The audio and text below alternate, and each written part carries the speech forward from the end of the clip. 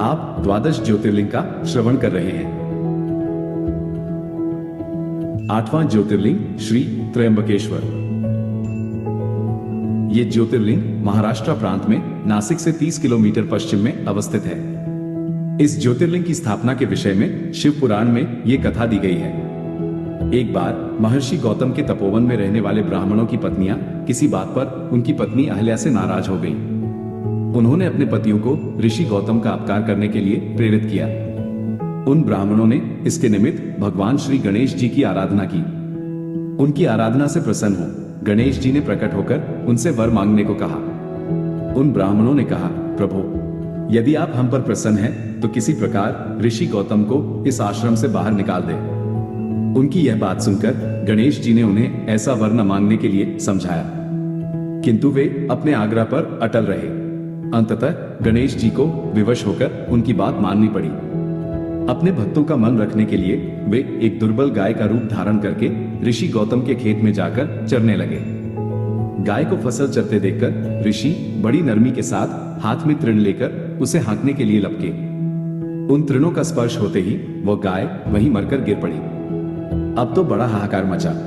सारे ब्राह्मण एकत्र हो गोहत्यारा कहकर ऋषि गौतम की भूरी भूरी भर्त्सना करने लगे।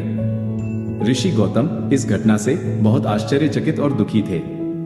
अब उन सारे ब्राह्मणों ने उनसे कहा कि तुम्हें यह आश्रम छोड़कर अन्यत्र कहीं दूर चले जाना चाहिए। गोहत्यारे के निकट रहने से हमें भी पाप लगेगा। विवश होकर ऋषि गौतम अपनी पत्नी अहल्या के साथ वहां से एक कोस दूर जाकर रहने लगे, किंतु उन ब्राह्मणों ने वहां भी उनका रहना दूभर कर दिया। वे कहने लगे, गोहत्या के कारण तुम्हें अब वेद पाठ और यज्ञादि के कार्य करने का कोई अधिकार नहीं रह गया है। अत्यंत कातर भाव से ऋषि गौतम ने उन ब्राह्मणों से प्रार्थना की कि आप लोग मेरे प्रायश्चित और उद्धार का कोई उपाय बतावें। तब उन्होंने कहा, गौतम, तुम अपने पाप को सर्वत्र सबको बताते हुए 3 बार पूरी पृथ्वी की परिक्रमा करो, फिर लौटकर यहाँ 1 महीने तक व्रत करो।